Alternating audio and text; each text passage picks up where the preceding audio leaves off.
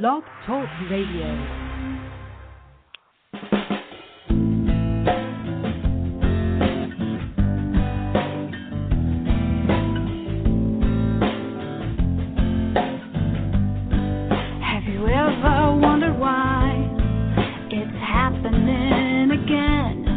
Welcome to Mindshifters Radio with your co-host, the Forgiveness Doctor, Dr. Michael Rice, and his wife, Jeanie. Michael and Jeanie share with you the wisdom of the ancient Aramaic internal process of forgiveness. They offer tools and support 5 days a week. They will support you in building a solid foundation within yourself to live in pure love. In Aramaic, Rachma. Michael is the author of So Why Is This Happening to Me Again? For more information on Michael and Jeanie, please visit www.whyagain.com. And now your co-host, the Forgiveness Doctor, Dr. Michael and Jeanie Rice. To the brightness within you and the truth that is rooted within me. Well, welcome to the show, everybody. I think Jeanie's running a little bit late today, so good afternoon, and we're delighted to have you with us. We're delighted to be with you. And if you're trying to get on the chat room, Jeanie was out running errands, and so she's running a little bit late to get it open, I think. Are you with us, Jeanie? No. Okay. Well, then, we're delighted that you're here. Today is an awesome day in Miami, Florida. Beautiful, clear, sunny skies, probably about 70 degrees. Just picked up a friend who came in from a cruise and going to be spending some time with him, a fellow who sponsored us when we were over in Hawaii a few years back. And today we're inviting you, as we do every day, to engage in a level of responsibility that will assist in putting an end to war on planet Earth.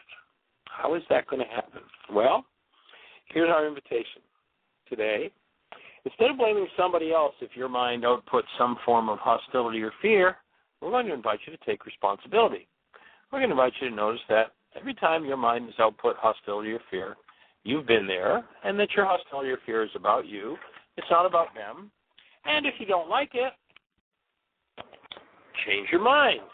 What does changing your mind look like? Changing your mind looks like forgiveness. And forgiveness is not about, I'm going to let you off the hook because there's something going on in my mind. Forgiveness is the tool with which you change what's going on in your mind. So if you have some form of hostility or fear in your mind today, we're going to invite you to do something different than perhaps you've done before. And that is, we're going to invite you to take responsibility. We're going to invite you to own your hostility or fear. And if you don't like it, and you'd like to be finished with it, then we're going to invite you to forgive. Forgiveness is not about letting somebody else off the hook because of what's active in your mind. Forgiveness is about changing what's active in your mind. And so if you want more information about that process, about how to change the content of your mind, please go to www.whyagain.com. That's our website. And if you look on the right-hand side, you'll see a link about 6 items down that says Download Worksheets. If you hit that link, you'll find 3 other links that tell the whole story of how forgiveness works and how you go inside yourself, collapse the parts of your mind that never belonged in your mind, and change those parts of your mind. So that's our invitation to you today. That's what we're here to support you in doing. And if Jeanie is not on the switchboard yet, of course, nobody can be calling in, but when she does get on, our call-in number is 646-200-4169, 646-200-4169. If you want to call in, and if you want to ask a question or have something to share, then you hit 1, and that'll put you in queue. And when Jeanie gets the chat room up and operating, she will be able to cue you in and put you in line for questions and thoughts. Jeanie, are you with us? She called me a few minutes ago and was stuck in some traffic. I was holding her from getting to place where she had an internet connection and could get us wired up. So we're not wired at this point, unfortunately. Well, while we're waiting for her to show up, let me share a little bit about what's happening in Florida. I'm in Miami right now, but Saturday morning we'll be heading over to Sarasota. And for the next week, we'll be doing a series of workshops, Sunday afternoon, Monday night, Tuesday night. Pardon me, not Monday night. Tuesday night, Wednesday night, Thursday night, Friday night. All day Saturday, we'll be doing a series of workshops. Sunday through Friday, free open workshops. We'll start with Why Is This Happening to Me Again Sunday afternoon. And the next Saturday will be the one workshop when we travel that we charge a fee for. We'll be doing mind shifters and still point breathing. So we've got a week of workshops in Sarasota. And then once we're complete with Sarasota, we'll actually have working on doing some writing on a new book. And so we'll be taking a little bit of time off to work on that project. And then we'll be heading to Tampa. Harmony Spiritual Center in Tampa is where we'll be next. And we'll be doing a week of workshops there in Tampa. And this is kind of a similar pattern to what we're doing in Sarasota. And then we'll take the next week we'll be in Ocala, Florida, doing another week there. So we've got lots on our schedule. We'll be back in Boca Raton, Florida, the week of the 11th of November. And we'll be doing a Sunday afternoon, Why Is This Happening to Me Again, in Boca on the 11th. And then on Monday night, Wednesday night, and Friday night, we'll be doing a series of other workshops. So we've got lots going on in Florida. And then we'll be heading the 6th of April, Good Friday. We'll begin a 9-day Why Is This Happening to Me Again intensive. It'll be on the Intercoastal Waterway in Palm Coast, Florida, just south of St. Augustine. August should be an absolutely awesomely beautiful time to be there. Temperatures will be just fabulous. The heat will not have set in yet, and it'll be very, very pleasant. So the first week in April, when some of those folks up north are still getting some pretty nasty stuff going on, we'll be sitting in Palm Coast, Florida. We have this awesomely beautiful big house right on the Intercoastal with a dock, and we'll be tapping into the work of forgiveness and why is this happening to me again, doing a 9-day intensive. Then we'll move to Heartland. We're actually looking at perhaps doing some things in threading our way north, and then we'll be starting in Heartland in July. I believe it's the 13th or the 18th. We'll be starting a 65-day intensive. So lots going on with the work, lots of free open workshops, some paid workshops, and intensives. So we'd be delighted if you'd want to join us. And our call-in number, if you have a question or thought for us, 646-200-4169. Let's see if Jeanie's with us yet. Hello, hello. Well, still don't have any word from Jeanie, so kind of not sure if we're even, what's happening. But we're moving forward anyway. What is this thing called forgiveness? Well, if you look at, let's imagine, let's take any particular event that happens.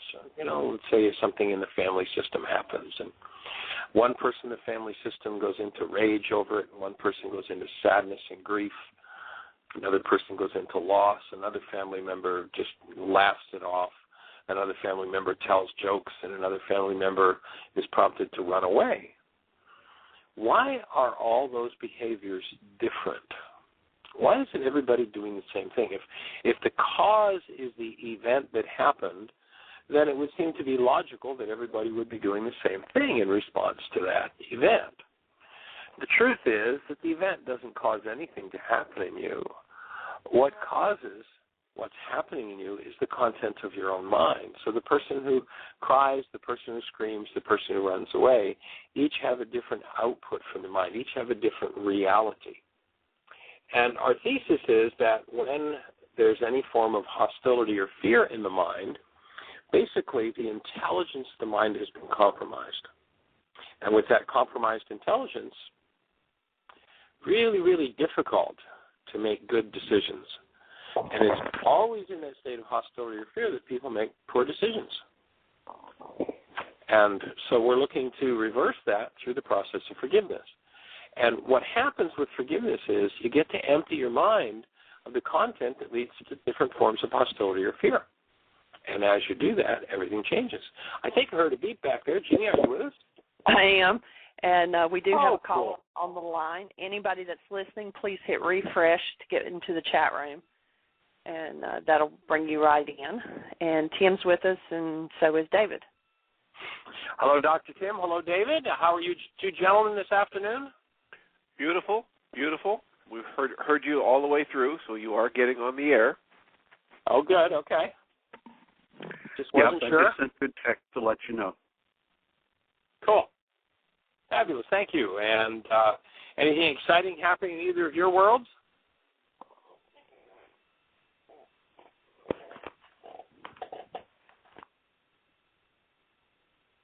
They both must have their mute buttons on. Is that don't everybody speak up at once?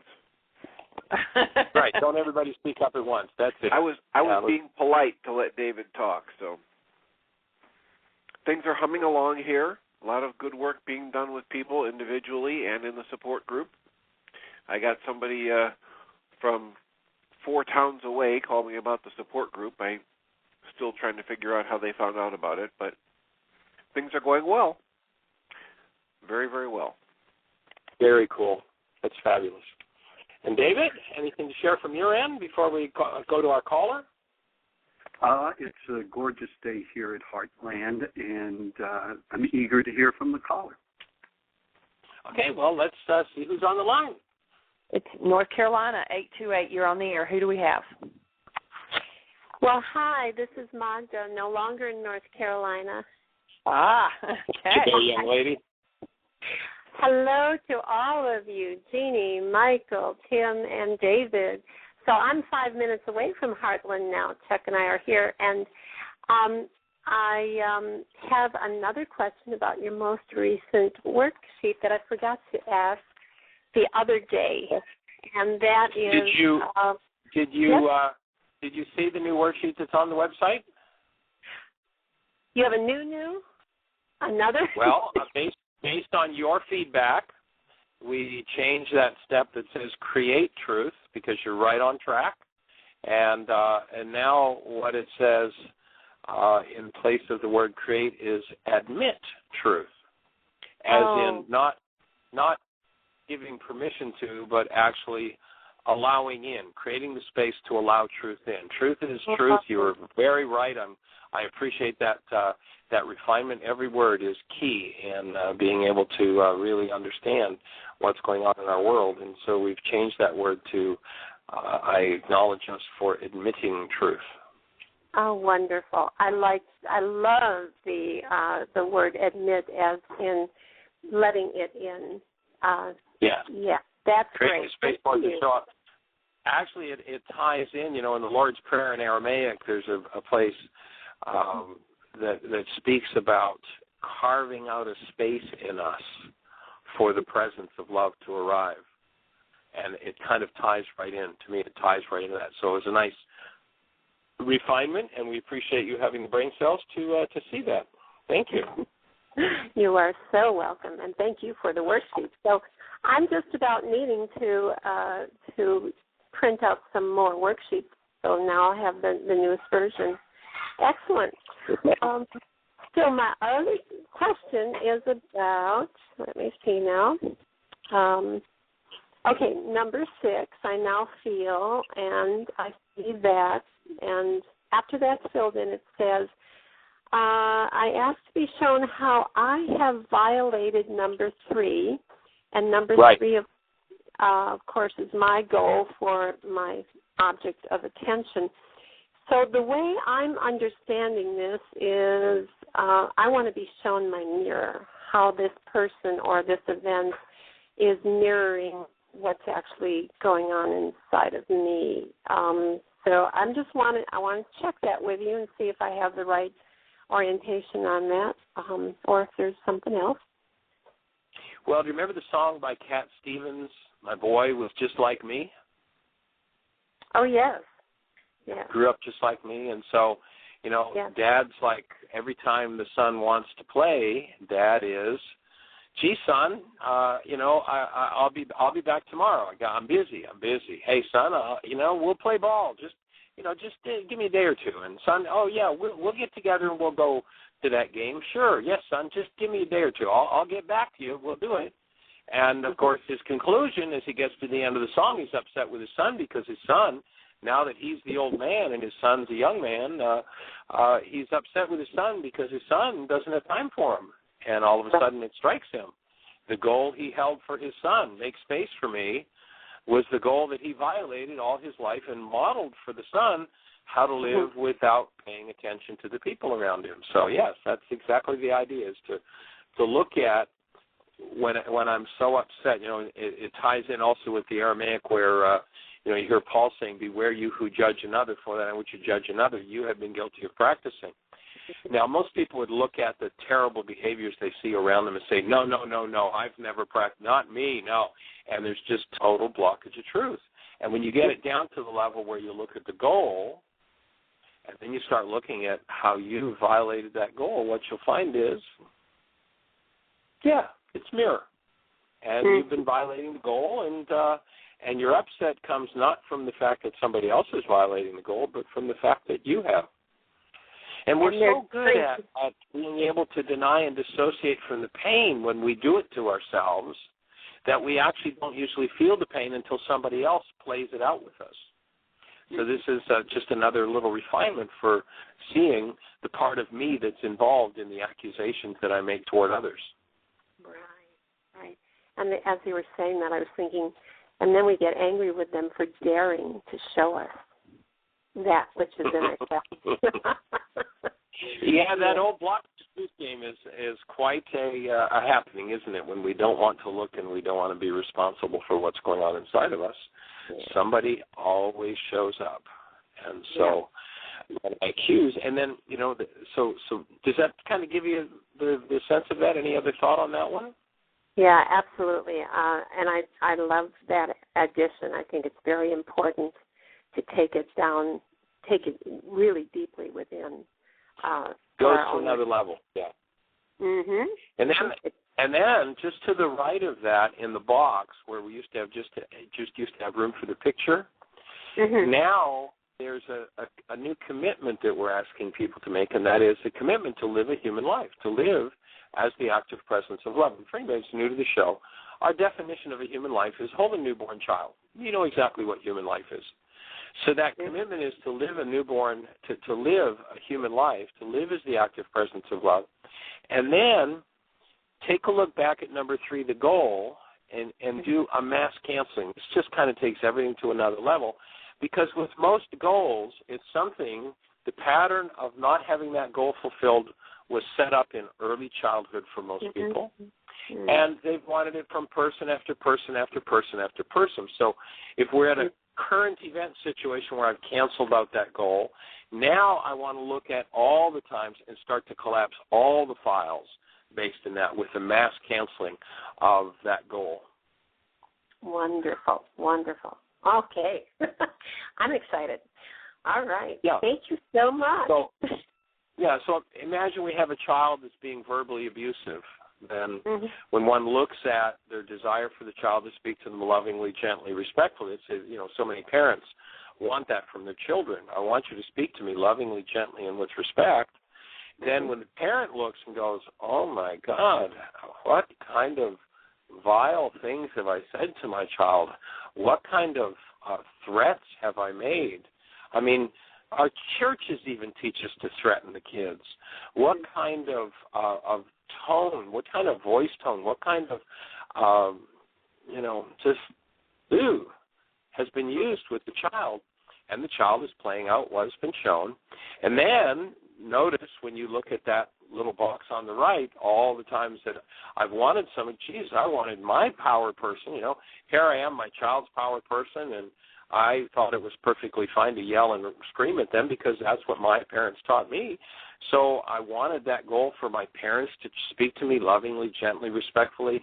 I wanted my big brother to speak to me lovingly, gently, respectfully. I wanted my spouse to speak to me lovingly, gently, respectfully. I wanted my boss. I wanted, it's like, and when you do that mass canceling, it just takes the whole thing to another space, to another level. So I think it's a couple of nice new refinements, little pieces in the worksheet that open a big space without complicating it. It's pretty simple. It's self-explanatory, and I think just takes it to another level.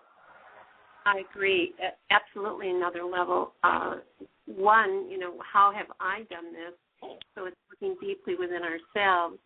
And then the other one, how many times have I wanted someone else to do it? It goes in both directions. It's really, really two other levels at least, and probably more. Very cool. So with you guys being over there next door and the work you're doing on your house, are you getting lots of opportunity to learn forgiveness and to create that space in the most awesome way possible?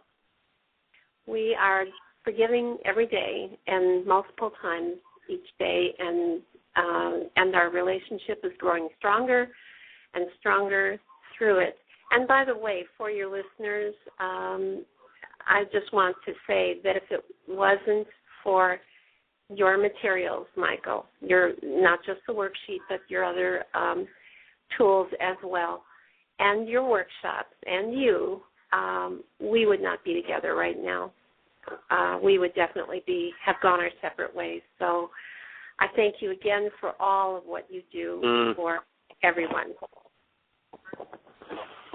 Well, sadly, we don't do it perfectly yet, but we're getting better at it, and we definitely hold a space for you guys and honor and share in your holy relationship and the awesome space that you're creating together, the work you've done with each other, the depth that each of you has gone to in the intensives, and when you were on the support team for that time period, I know that there were some deep layers of work done, and you two guys are part of the opening of this energy window on the planet that's going to allow the shift to take place that is in the process of taking place on planet Earth. So you are appreciated.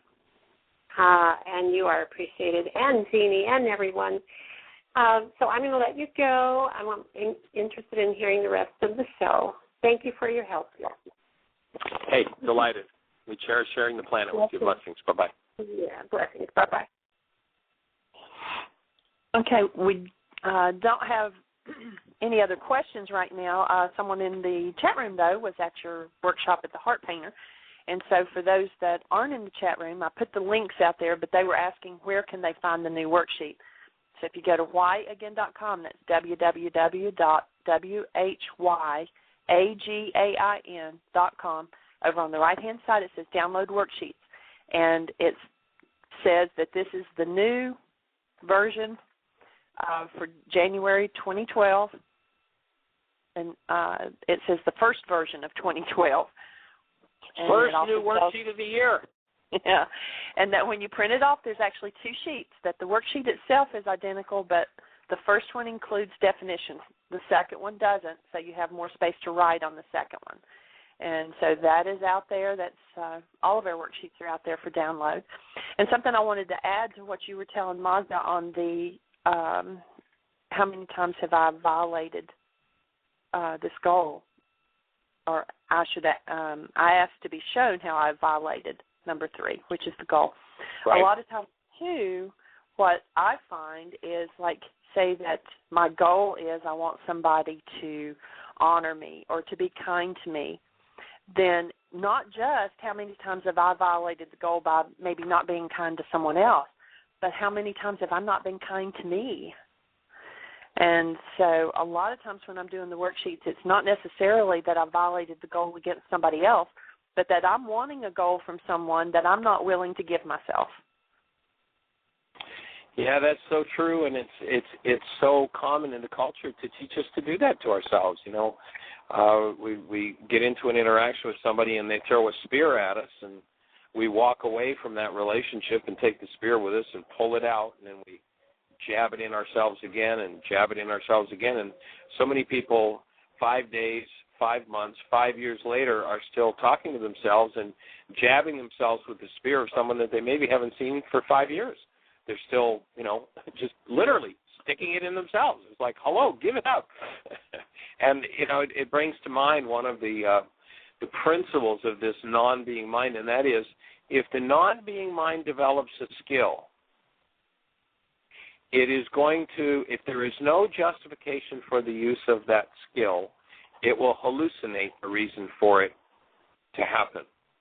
So if, for instance, somebody comes from a home where they were, rejected and berated at every turn, then that power person dynamic will embed itself as a TSR within the mind, and with no provocation whatsoever or the very slightest provocation, then all of a sudden the mind will hallucinate, oh, look, they did it. It's time for us to use that skill. Let's berate them.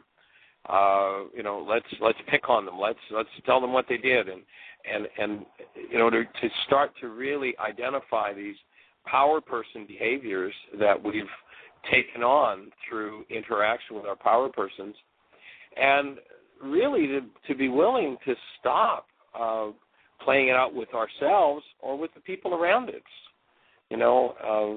The parent who will play out the same thing they hated that their parent did to them with their child. And so the child becomes terrified that, oh, my God, if I don't do everything perfect, what's wrong with me?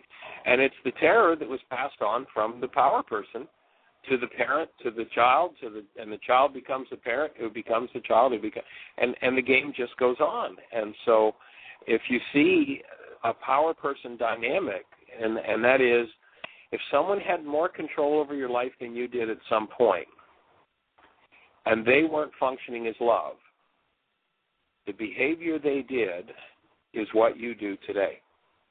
Now, most people go, no, I hated it when my power person did that. I would never do that to anybody. Excuse me. Your mind hallucinates a different story about it, but that's what you do. And until you get that, until you can come out of denial, go back 2,000 years ago, and James says, come out of your denial. Until you stop denying it, your mind will turn it around and make it something else. Well, I was just, giving them good advice. No, you were doing exactly what your power person did. And once you recognize that, then you have, with forgiveness, the ability to change that behavior. Otherwise, the person who's got this perfectionist thing, because their power person was always on them and at every turn, no matter what they did, made them wrong, then that person will tend to pass on to their child that need for the child to be compulsively perfect and to do it all, and on it goes until we start to go, oh, I got it.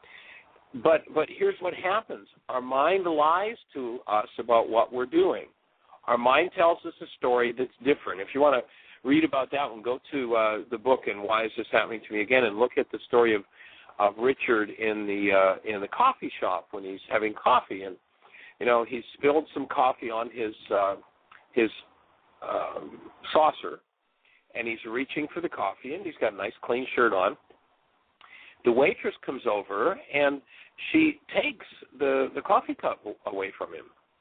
And he's like, he's got a reality that people take things from him, power person dynamic. Mom and Dad took everything from him and gave it to his sister. And so he's got this thing about things being taken away. So he attacks the waitress verbally, but his mind doesn't say he just attacked the waitress. His mind shows him that he just very reasonably protected what was his cup of coffee.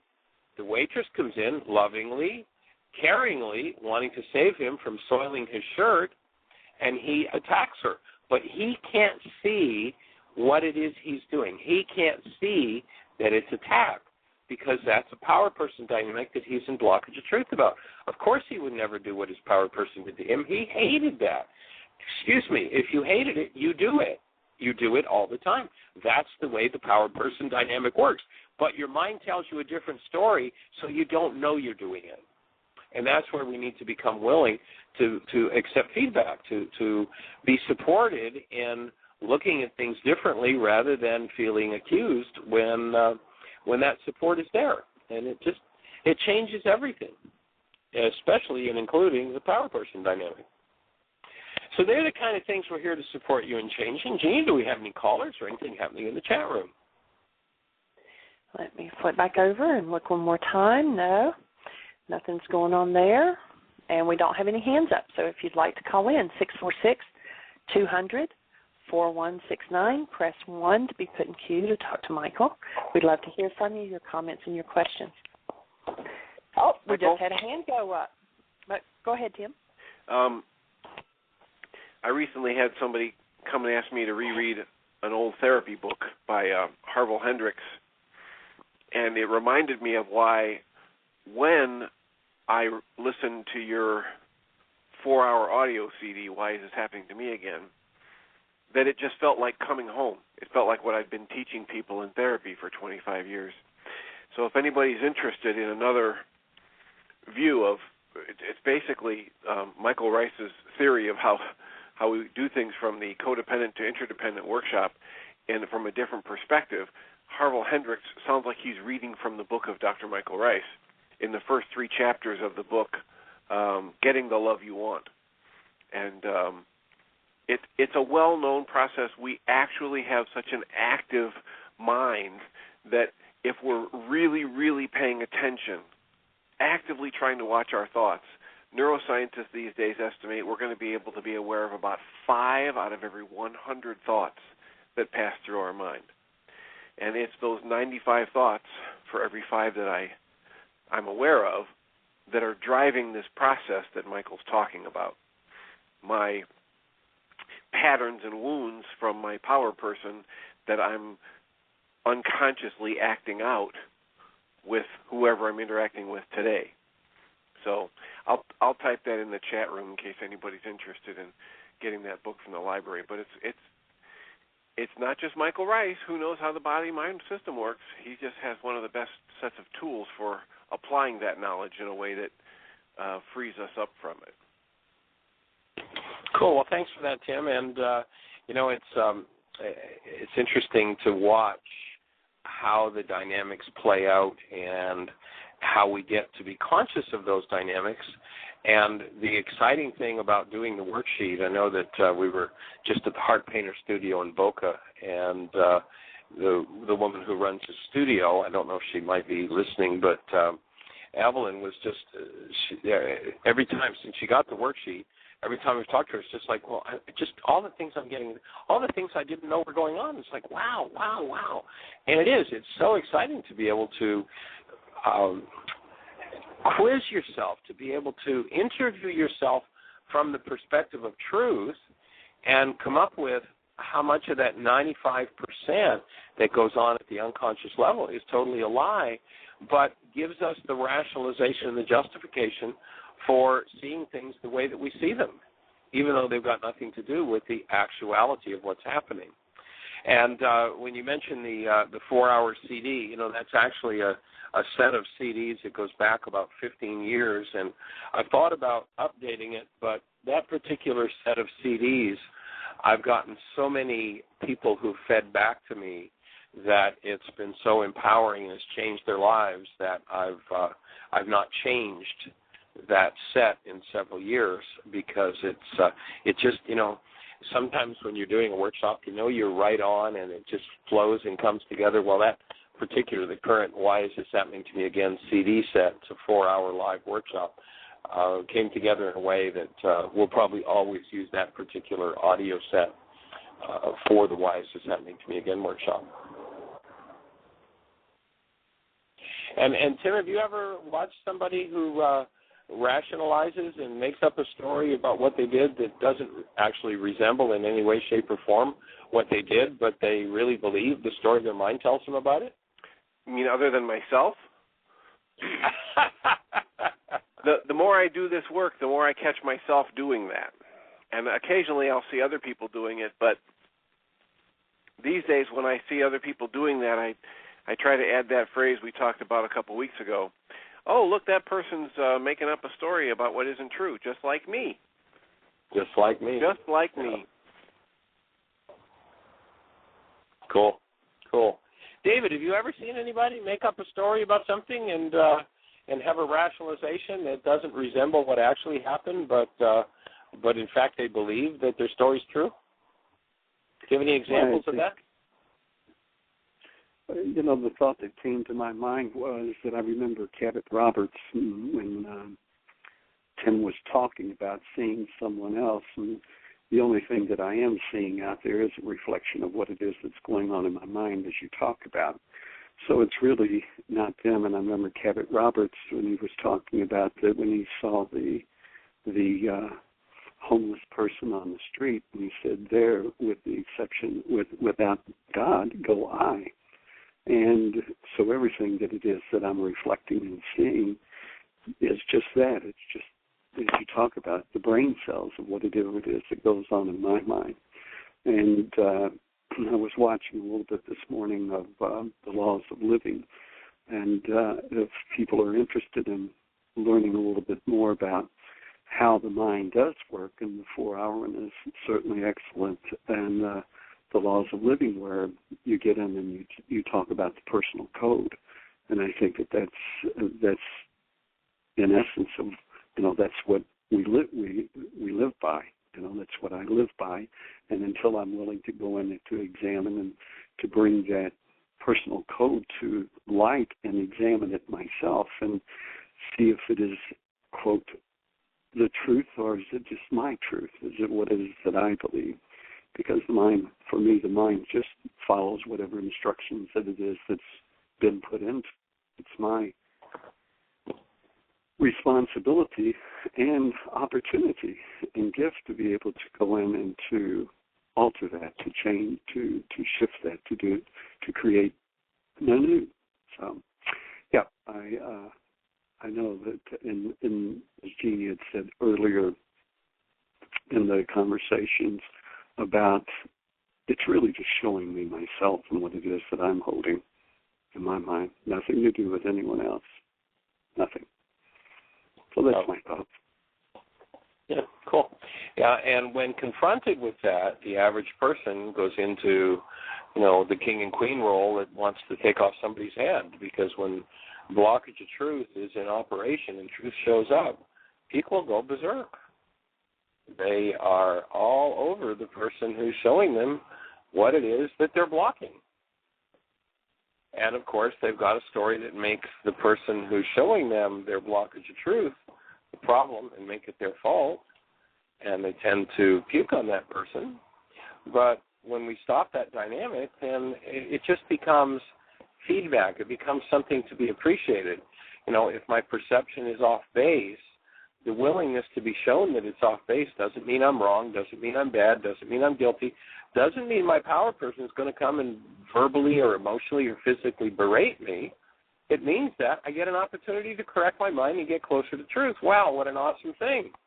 But if that's not the reality elicited by that, then, it can be a fast-track way to destroy a relationship.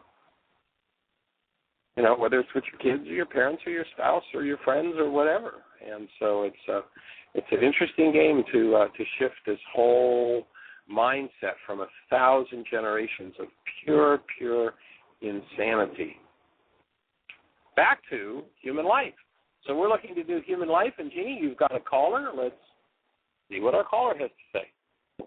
We do, and it's someone, I think, from Indiana. It's area code 765. You're on the air. Who do we have? Now, who do you think? Hi, well, Lady Jane. We haven't had your voice on the show in a long time. Jeanie. We haven't talked to you in forever. No, but I'm glad you're back. And everything okay? Yeah, I'm still in Tennessee physically, but... Oh, I didn't know that. I thought you were back. Oh. No. Well, you're missed. Thank you. Uh-huh. And hi, Michael. Hey there, young lady. Glad to hear your voice. You haven't been on the show in weeks and weeks and weeks. Well, okay. I'm on now. We live in the moment. Good. There you are. Good. Yeah. Did you get the tape out? I wondered to me, that meditation tape. I certainly did. Yes, ma'am. You're a good fellow. I wanted to comment on something I'm a little confused about. I think I like the power person probably better than anything, the understanding of what happens with a couple. And since I was with this man called Dean and I was sick and in his place, he turned to be very, very mean. And I'd never known him to be mean before. And based on what you said, that must mean that he's telling me that I've got meanness in me. Is that what you're saying? Well, no. If he being mean, that's all telling you about him and what's going on for him. So if he's in meanness, one, you know that his stress level's up. A lot of goals are not being fulfilled. That's and right. What his power person did when the stress was up and the chips were down was be mean to him. Now, what it tells you about you is what's the reality that brought forward in you? Did that bring terror forward in you? Did that bring sadness? Did that bring fear? Did that bring loss and grief? There's, each one who has the matching bag of garbage has an opportunity to do some work. Okay. All right, so I got what it was, and I did think it was within him that it had something to do with his mother, but I don't know specifically because he didn't talk about it. But that's I couldn't figure out when you were giving that who was doing what. In other words, I didn't think I was mean. However, when you get into hallucination, who knows what I am? Only the shadow knows. The shadow do.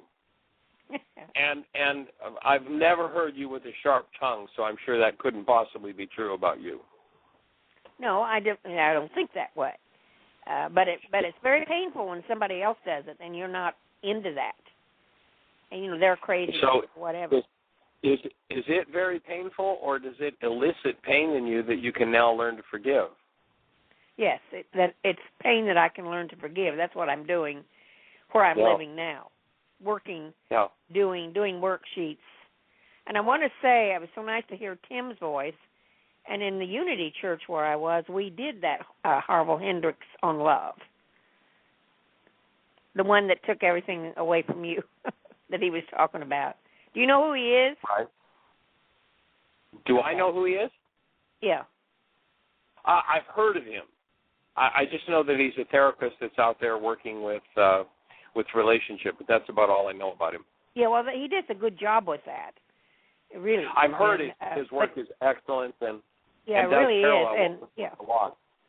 Yeah, and it was nice to hear David. I haven't heard his voice for a while. Everybody seems to be okay. Where are you now? I never know where you are. You're in Florida? I'm in Miami, Florida. Miami. You doing work in Miami? Head to Sarasota. Ah.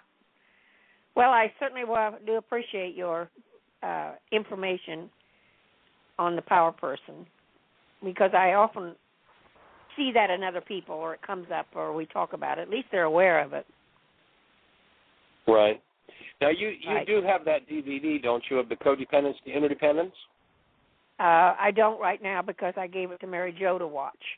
She had all of them but that one. She had lost it.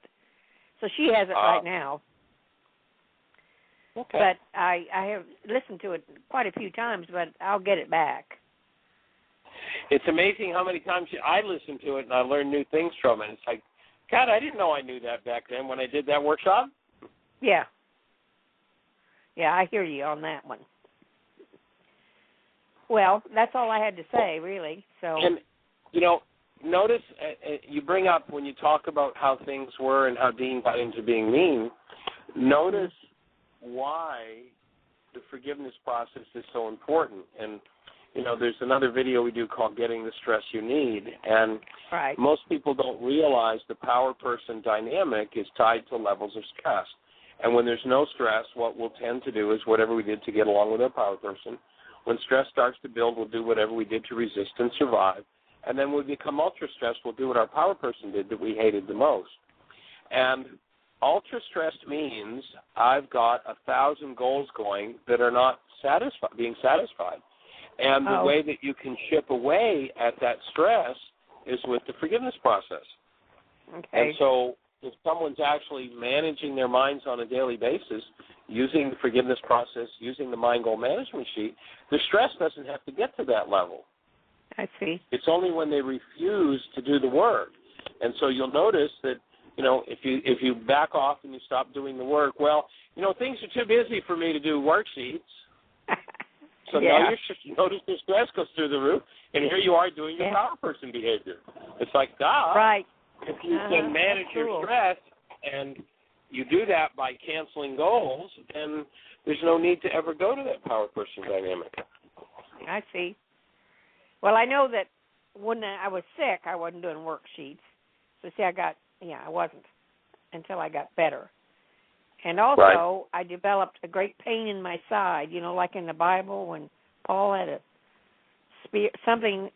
ache or a pain in his side. And I realized that, that's psychosomatic with me. And that all came out of the energy being trapped. That's for sure. So it's about releasing it, and that's what I'm doing. So 77 times 70 worksheets on being trapped, is that what you're saying you're doing? Yes. Yes. Awesome. Well, we support you in letting go of that one. Not a pleasant one to live in. All right. Thanks. All right. We cherish you, young lady. That's it. And may this be the best day of your eternal life. It's in the plan. It's unfolding. I got these beautiful I love blue that. skies, And a lot of times sunshine. I'll find that on an email now. I like it a lot. Great hearing your voice, Jane. Thank you, hon. Have a good day. All right. Bye. Blessings, Jane. We cherish you. We do have another caller. This is a Colorado number, 970. You're on the air. Is this Carrie by chance? Hey, it is. Hi, you guys. How are you? Hi. Welcome, young lady. Good to hear your voice. How are things going in Colorado?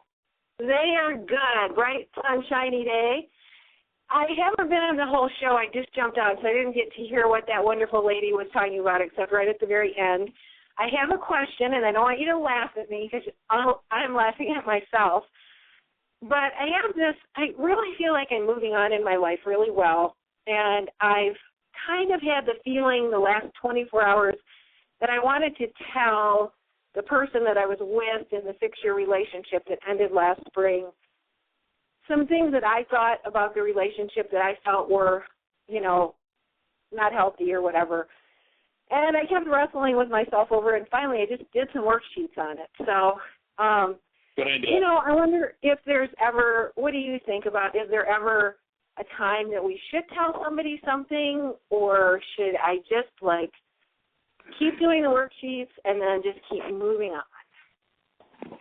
Well, my highest thought would be, if this is someone that's your friend that you want to support in being able to shift their lives, then there might be some information you might have.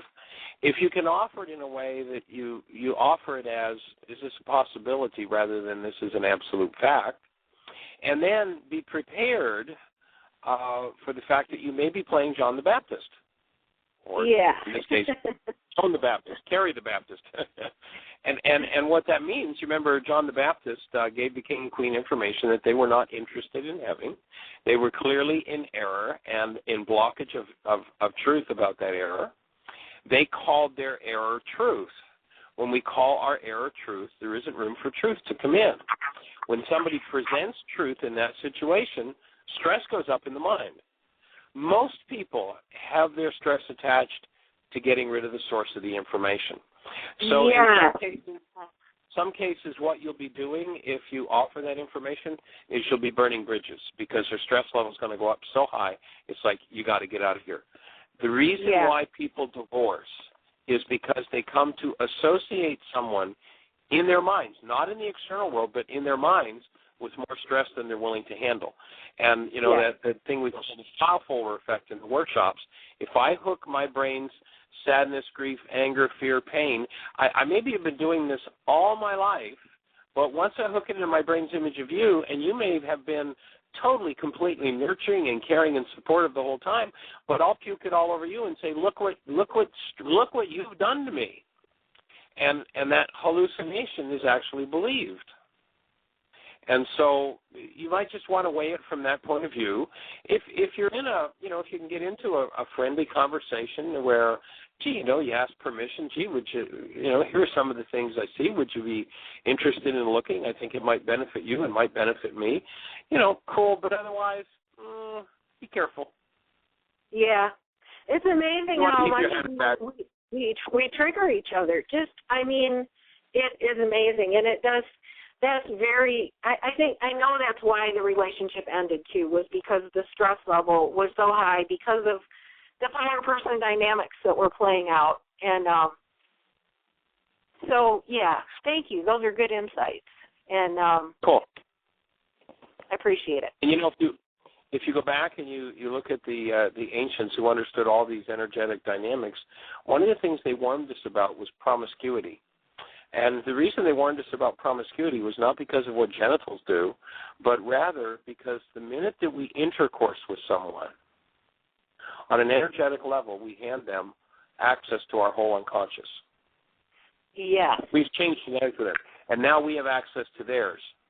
So the minute that you do that, you have access to the dynamics that this person does not have access to themselves.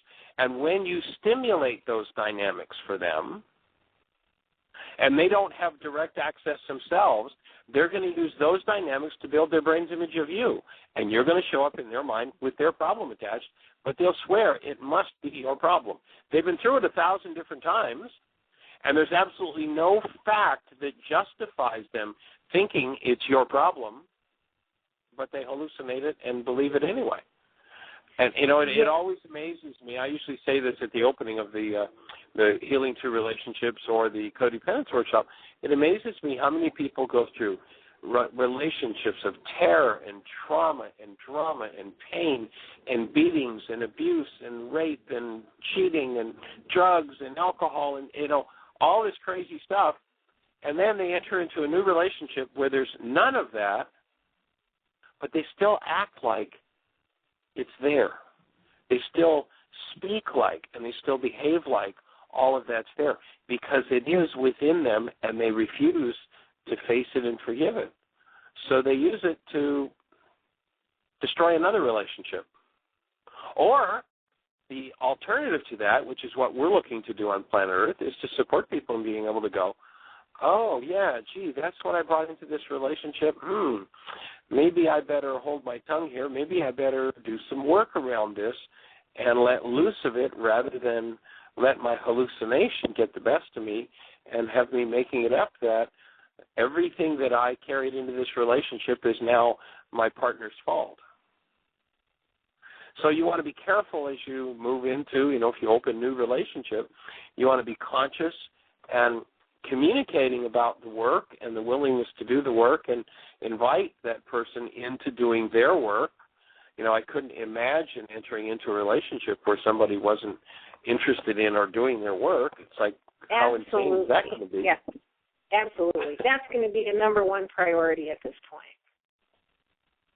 Yeah, I hear you.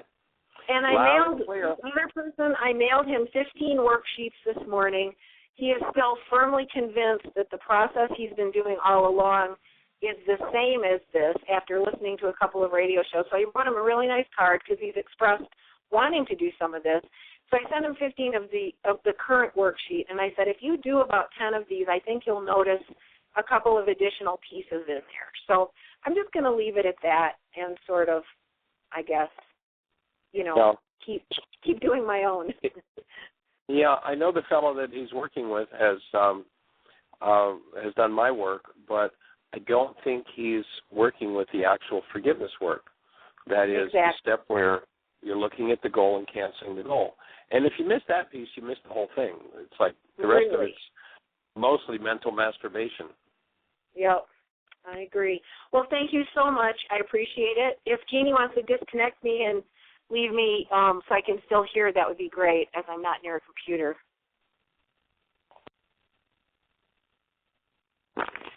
I turned you off, but you can still listen. Okay, we don't have any other callers right now. Our calling number is 646-200-4169, but we're down to about 5 minutes. There's nothing going on in the chat room, so Cool. Well, let's talk a little bit more about, and I think it's such an important principle, is this the skill set. A really good exercise to do can be to look at all the things that your power person did that you didn't like. You know, maybe they berated you, maybe they centered you out in front of other people, they maybe raged at you, they maybe were emotionally abusive, physically abusive, whatever all those dynamics were. Write them down, and then notice when the stress is up and the chips are down that that's what you do, and there's where the forgiveness work is. Otherwise, every one of those things that your power person did when the stress was up and the chips were down for them will form an hallucination in your mind that will justify using, if you were to call what your power person did to you a set of skills, those skills were passed on to you, and if there's no justification in your environment but your stress level goes up, your mind will hallucinate a reason to use those skills. So let's say it's to berate somebody, if that's what your power person did. Then what you'll do is you'll take somebody who's handy and you'll hallucinate a reason. And it'll be meaningless. I mean, you look at how people have been through such trauma and such craziness in the world, and, their partner's got a hangnail, so they're ready to puke all over them because, look at that, there's something wrong with you. And to recognize those skills and to make a commitment to refrain from using those skills and to use the forgiveness process to delete all of the energetic dynamics of those skills. When you do that, you're going to be free of it. Your family system will be freed up from that power person dynamic. And so, if your power person played a game that you were always to blame for something, then notice that you'll tend to play out blame for something. That's a skill. And if there's nothing in the actual environment that justifies the use of that skill, your mind, if it's stressed, will make it up that it's absolutely necessary that you use that skill because that's the only intelligent thing to do. And so just to be able to look at that dynamic and to work through it is a monumental piece of work. And one of the things I really would like to acknowledge for everybody that comes on the show and for the people who are really digging in and doing their work, it's just the monumental pieces of work that each of you do. There's a wonderful thought in the Course in Miracles that says millions yet unborn will benefit from the work you do. And as you touch into those places in your mind and you heal those places, you open literally an energetic window for everybody on the planet who has the same issue to work through that same issue. And that's what we're here to support you in. Again, we'll be in Sarasota starting on Sunday. And we'll be there Sunday, Monday, Tuesday, not Monday night, Sunday afternoon, Tuesday night, Wednesday night, Thursday night, Friday night, all day Saturday. Then we'll be in, and you can jump on the website, and toward the top of the page you'll see a travel schedule. You can actually download the specific workshop titles. There's a PDF of a flyer you can download and print, exactly what and where it is. A couple of weeks after that, we're going to be in Tampa at Harmony Center. The week after that, we'll be in Ocala. Then the second week in March, we'll be in Boca Raton, Florida. And we're delighted to be here and sharing the tools with you. We appreciate your participation. Be part of the team that changed the world. Take responsibility for something in your mind today that's based in hostility. And instead of feeling justified in using it, forgive it, remove it. You're opening a space for our planet to shift and change. And we know that if you do that, you will be in the process of creating the best year yet of your eternal life. Blessings. Thanks for being with us. thank you for listening to Mind Shifters Radio with the Forgiveness Doctor, Dr. Michael Rice, and his wife Jeanie, who present the internal Aramaic process of forgiveness. Michael and Jeanie are here every Monday through Friday on Earth Angels Radio.